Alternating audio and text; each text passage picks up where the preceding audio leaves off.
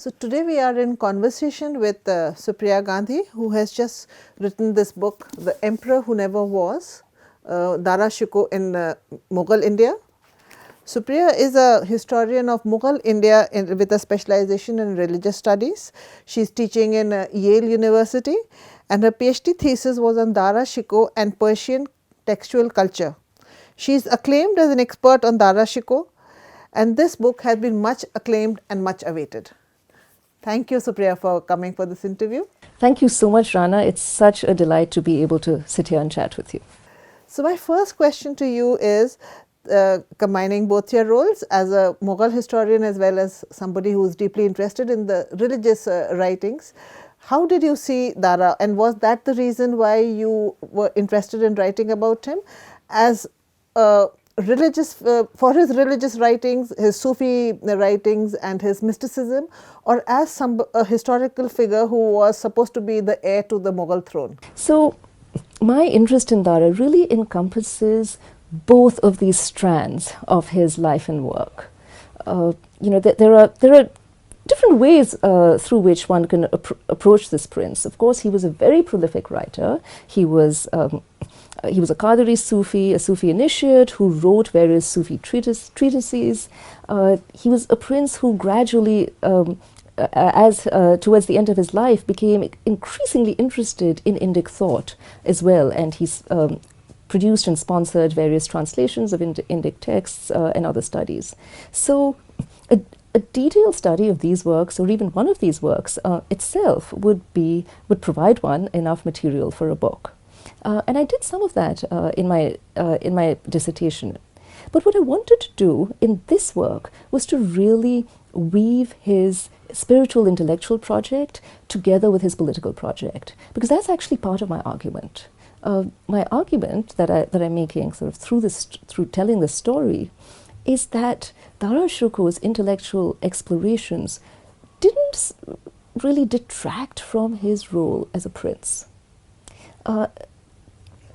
That as a Mughal prince, as someone who was groomed to be the heir to the throne, he viewed himself as a future emperor.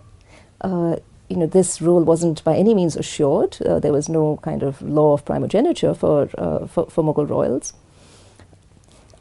But he fused his spiritual explorations together with his own political ambitions.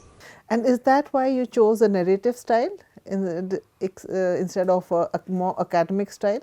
Yeah, it's interesting that sort of you contrast the style of narrative history with, perhaps an academic style, right? And there's certainly, there are many ways of writing academic books. And one way, of course, is to show all your cards at once, to show in the introduction what your argument is, what kind of methodology you're using, how you are intervening in the arena of current scholarship, and so on. What I was trying to do through this book was to make an argument by showing more than telling. And I did that for many reasons. I did that, of course, because, for one, the story of Dara Shukoh is really such a foundational story for the subcontinent, right? The story of him, how he lost the throne, how he was killed by Aurangzeb, is in many ways like a kind of foundational myth of our present. It's a story that people started telling soon after he died, and we haven't stopped telling it. So I wanted to tell this story, and I wanted to tell it as a story. So that's one of the reasons why I chose this this narrative genre. Another reason, of course, is that I really hoped that I would get a few people to read this, as opposed, I didn't only want to write for my colleagues. I mean, I'd be most flattered if my colleagues read the book and commented on it.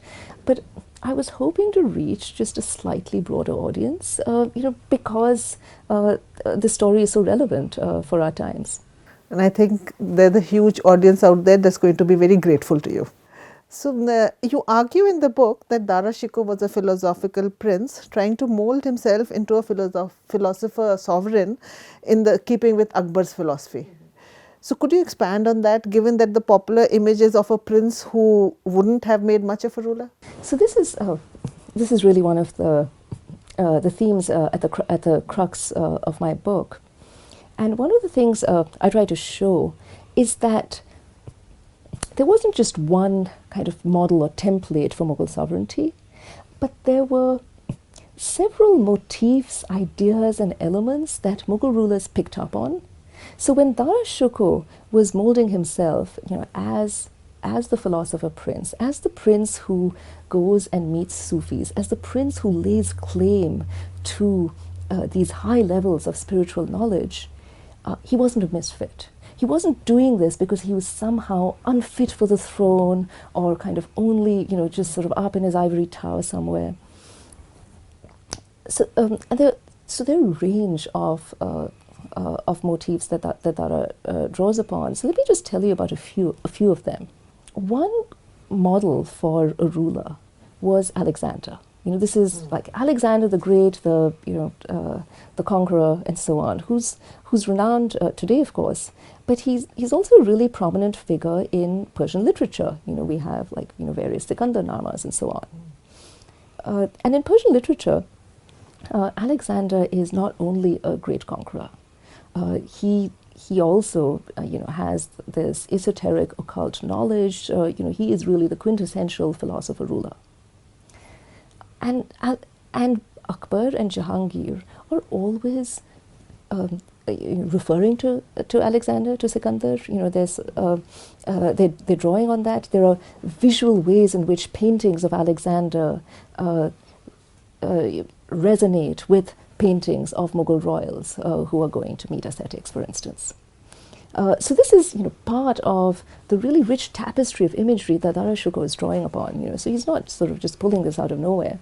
The sort of Hindu figure of Ram is also really important for Mughal rulers, and that's another strand of sovereignty that Dara Shukoh draws upon.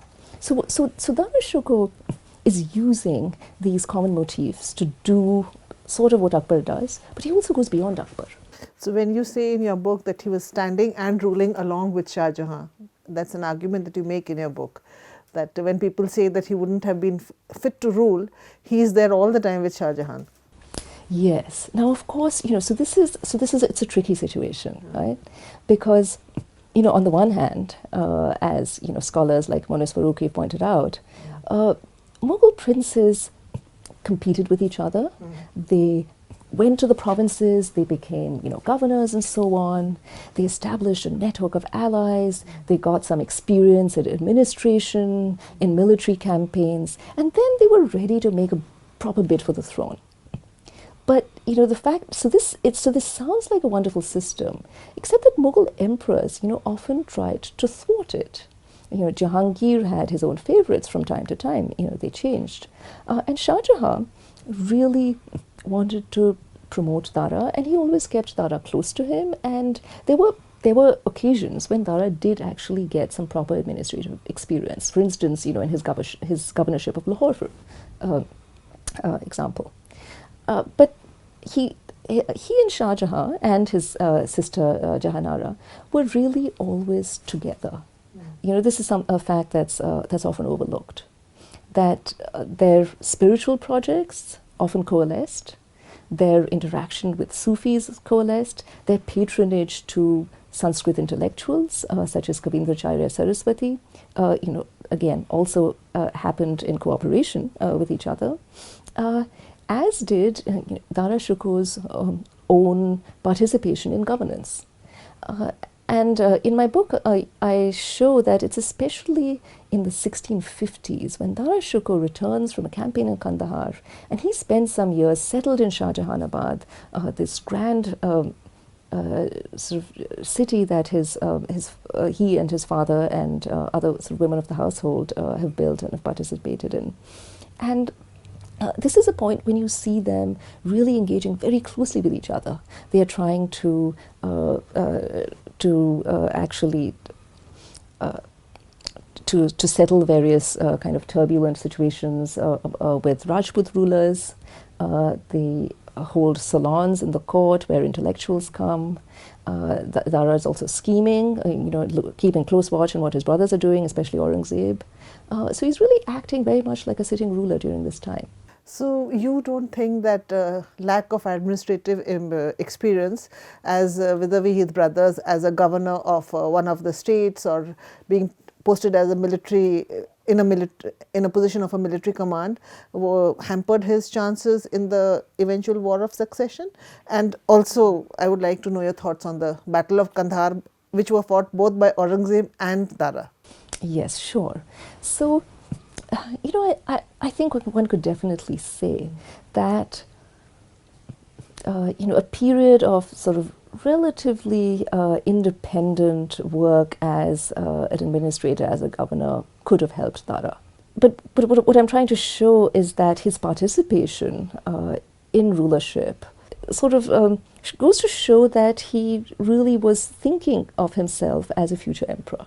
That he wasn't somehow trying to shirk the world of statecraft and politics. For a world of mysticism. That's right. That he was really throwing himself into it. Whether or not that which is the common perception. Yes, of course. Now, as for your question about these battles of Kandahar, so Kandahar is this really crucial garrison city that's also a very important trade center. And it was a sore point of contention between the Safavids and the Mughals, who were kind of seeking to capture it from each other. And Shah Jahan sent his sons on these expeditions to retake the city from the Safavids. And he first sends Aurangzeb on this expedition. And we get to know about this not only from Shah Jahan's chronicles, but from Aurangzeb's letters to his father that have been preserved in later collections. So it's not exactly from the pen of Aurangzeb, but it's these letters as they have been transmitted to us through time. And from these letters, we can see that there are lots of challenges. There is, of course, the logistical challenge. How do you transport really like heavy artillery, cannons, and ammunition that can actually penetrate the walls of this this enormous fortification?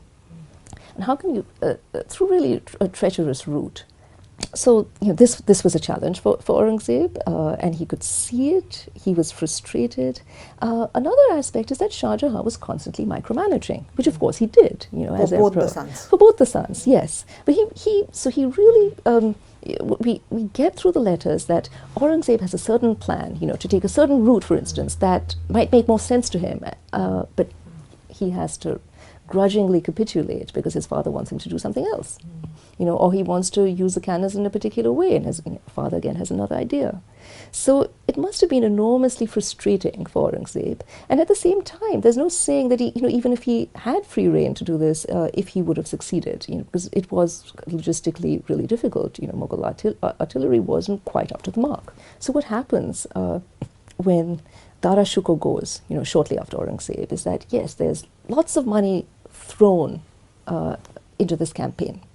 Dara Shukoh even builds a model fort in Lahore and has a kind of mock attack on the fort that's staged. So it's all of this is quite spectacular. It attracts a lot of attention, and he goes off with great fanfare. Now, Dara's Kandahar campaign is often used to show that he was a poor military leader. And of course, this was his first real military campaign.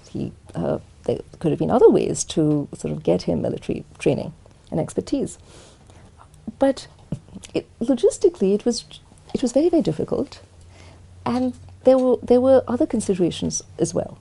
The same men who had just gone with Aurangzeb made the grueling journey there. The nobles, people like Mirza Raja Jai Singh and others with their men, they had gone there, they had suffered, they could see that it's not really feasible, and then they had to go back only to turn around and go again with Prince Dara. So they were already probably exhausted and fed up right at the beginning of the campaign, which wouldn't have made for good relations between the prince and the men, or good relations among the men themselves. which you've discussed in the book. That's right. Yeah. That's right. Yeah. Because I read the conversation between Raja Jai Singh and Dara Shukoh. And Dara Shukoh, yes. So again, one of the key sources for this is a history, which is really based on probably a detailed journal that the author wrote of the Kandahar war, known as Lataiful Akhbar.